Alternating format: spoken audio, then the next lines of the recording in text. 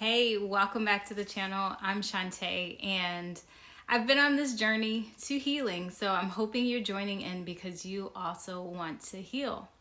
If you like this video, please subscribe and share. We're all on this journey of healing together, and if there are people that you know who can benefit, who are trying to grow, who are trying to heal, make sure you share this with them. Have you ever felt like it's just been one thing after another, after another, after another?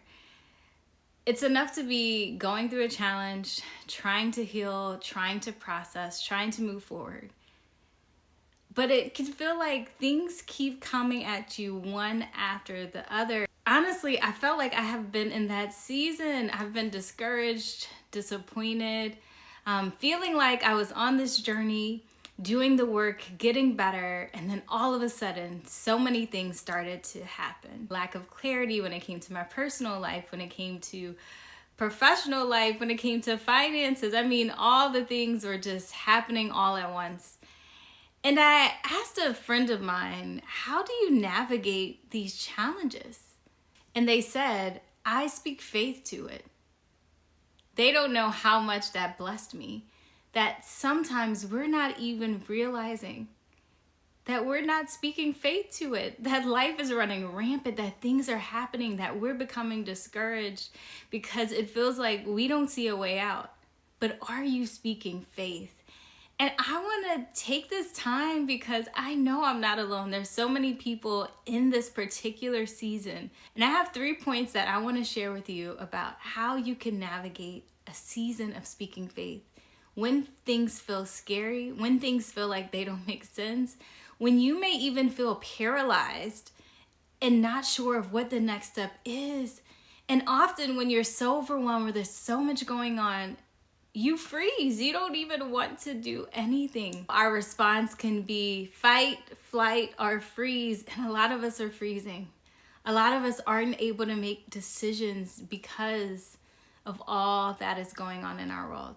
You know, being a professional person, it's easy to slip back into this idea that I can come up with a strategy.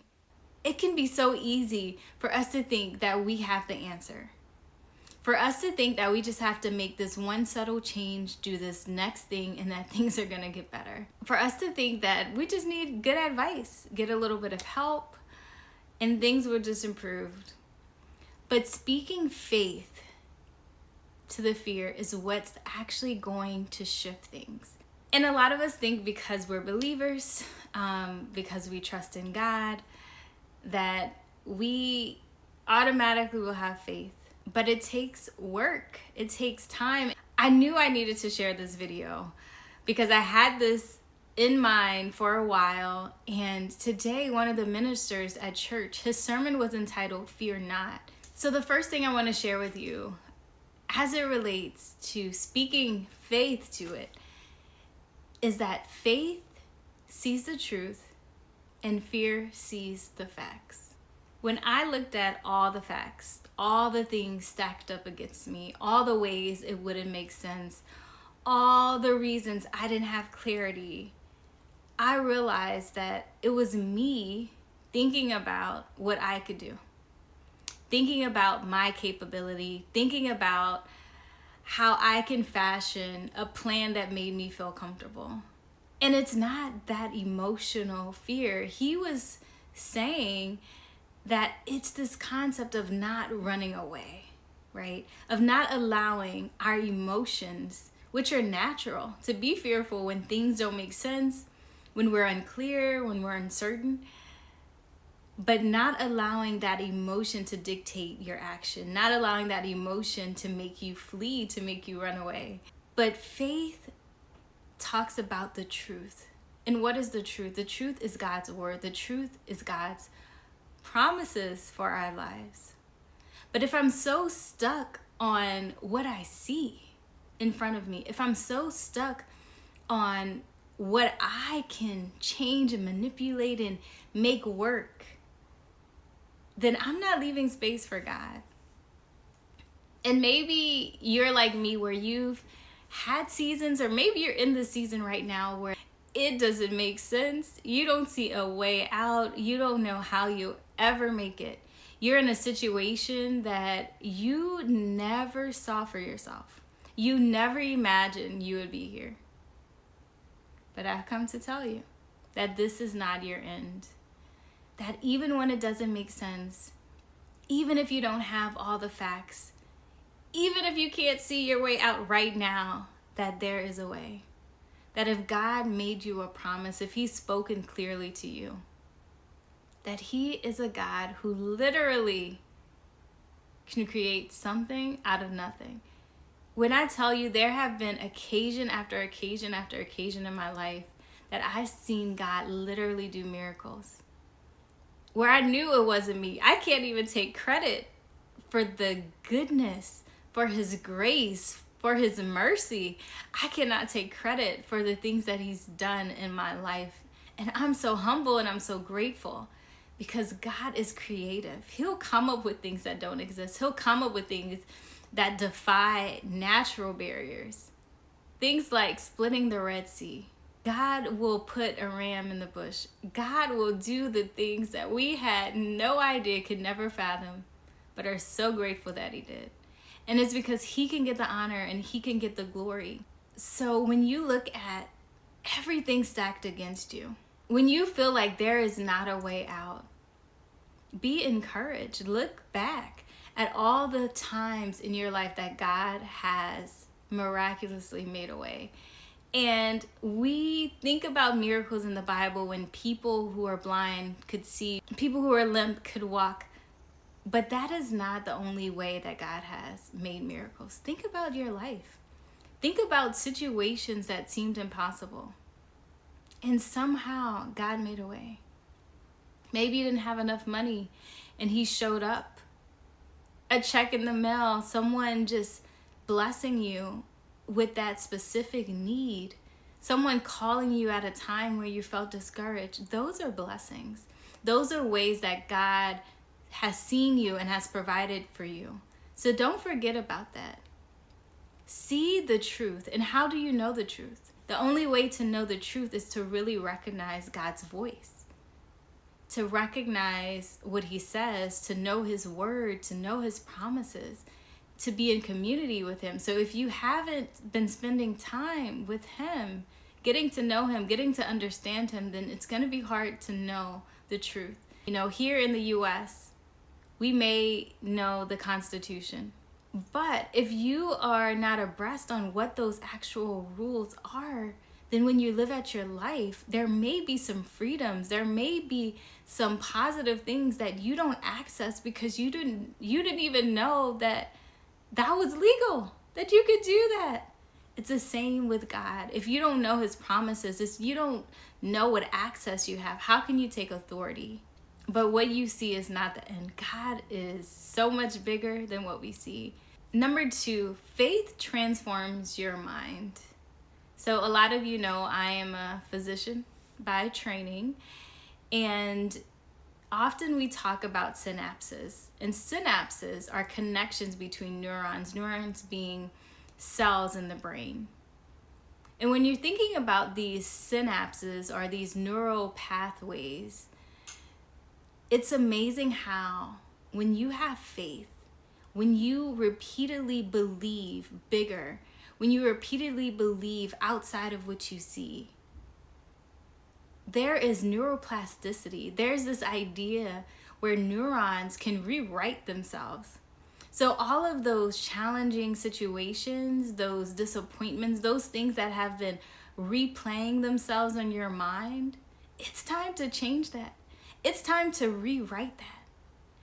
It's time to understand that by believing, by reciting what God says, and truly having a deep sense of those things in your mind, you can transform your mind. You can transform the way you see things. You can transform how things are going in your life just by speaking it, just by believing it, just by understanding it. And it's time, right? You've replayed the old story long enough. You have settled and become comfortable with a version of you that is not quite who God has for you. And this is me giving you a loving nudge to tell you it is time. It's time to rewrite that story. It's time to see things from a different perspective. It's time to change your mind.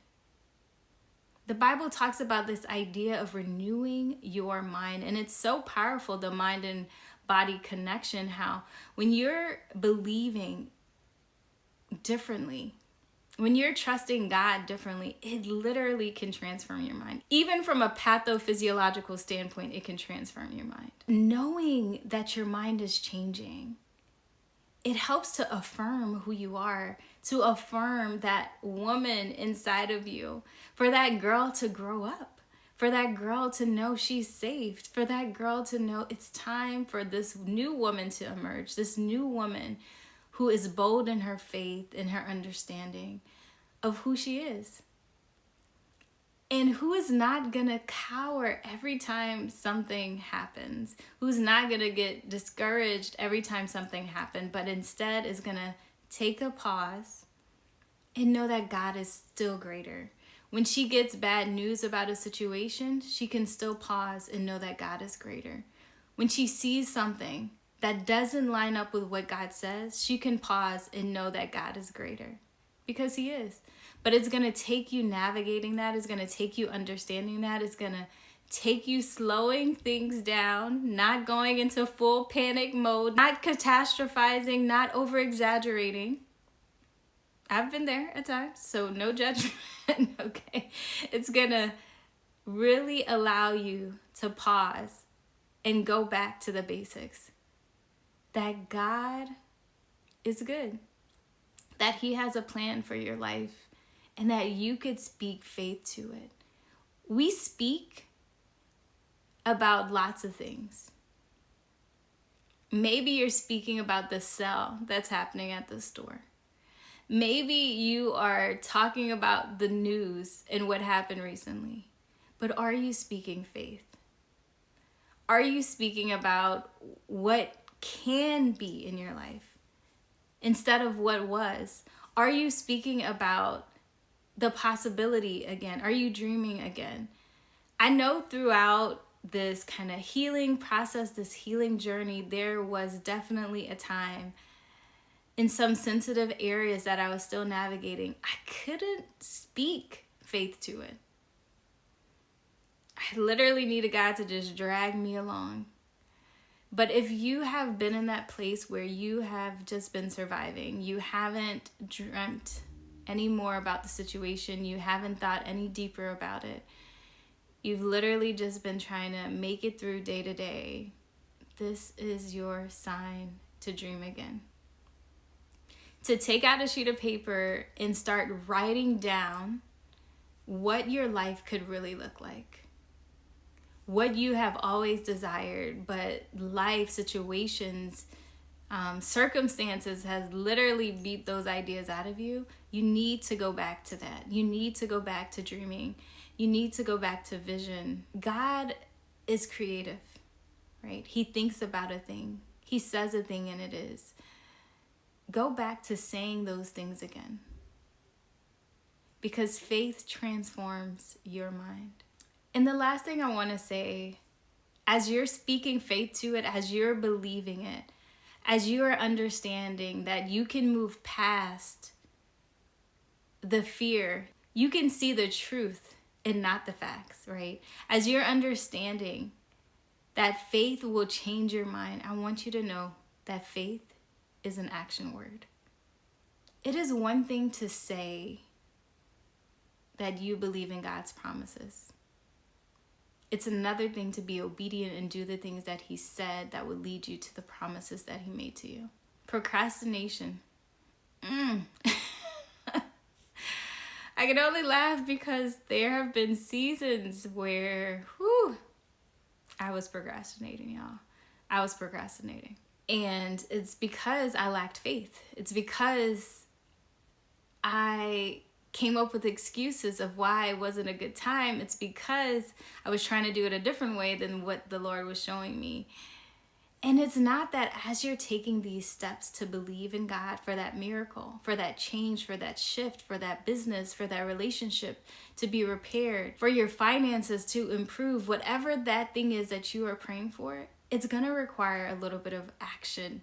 The Bible says that faith without works is dead. There needs to be an understanding that you have to put in some work. And I know you want to wait and sit patiently and hope that God will just make it happen, because there are elements that you are not in control of.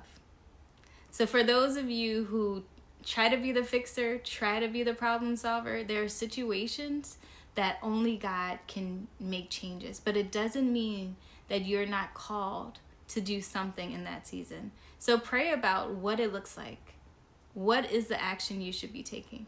For some of us, action is actually restriction, right? So if you're always doing, you're always fixing, you're always trying to make things work, God may put you in a season where you are to pause. Pausing is still an action. It's the thing that you are doing instructed by God out of obedience. We can often think that action requires that we do something in this active form, but a pause in a way of restraining yourself in a season where you want to act, where you want to do, where you want to move, but God isn't calling you to do that, is still you doing a different action. You're going to have to do something with your faith. You're going to have to speak faith to that thing, and you're going to have to walk it out in the process. And the process is hard. It's hard because God's timing is not our timing. So you start walking, you start moving, kind of as I alluded to at the beginning of this video. I'm healing, I'm getting better, and then things go awry. And you're thinking, Lord, I'm putting in the work. I'm being faithful, I'm being obedient. Why am I not seeing this thing come to pass yet? And the best example that I had was an experience recently. I was at an airport and my flight got canceled. So I had to stay overnight in that city an extra day, which I hadn't anticipated. And then I was trying to get a direct flight the next day, but to get to my destination on time, I ended up having to take a flight with a layover. I get to the layover, we get stuck, okay? And I literally only had about 45 minutes before my plane was gonna leave. So there was no gate when we pulled in. Then we finally get a gate after like 3 or 4 different gate changes. And then there's no jet bridge to get off. So I didn't make it in time for my next flight. As a result, I was delayed again. So I prayed, I'm like, Lord, why is this happening? I just want to get home, okay? I do not want to be stuck in one city for an extra day. Now I'm stuck in another city. Lord, just get me home. After I made it to my destination, he said, I will get you there. It just may not be in your timing, but trust me. And I know as you're putting in the work, as you're putting in the action, you're gonna want things to happen very quickly. You're gonna want things to happen today, right now, in this moment. But God's timing is perfect. And he will give you the grace to endure in his timing. It doesn't mean you stop speaking faith to it. You keep speaking, you keep believing, you keep trusting, and God is gonna grow you. He's gonna develop you. He's gonna prune you. He's gonna perfect you. He's gonna do all the things as you are waiting and believing and taking action. You will get there. So keep speaking faith to it. Speak faith to that thing. You want to give up? Speak faith to it.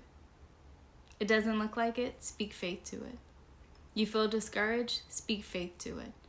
And speak it out loud.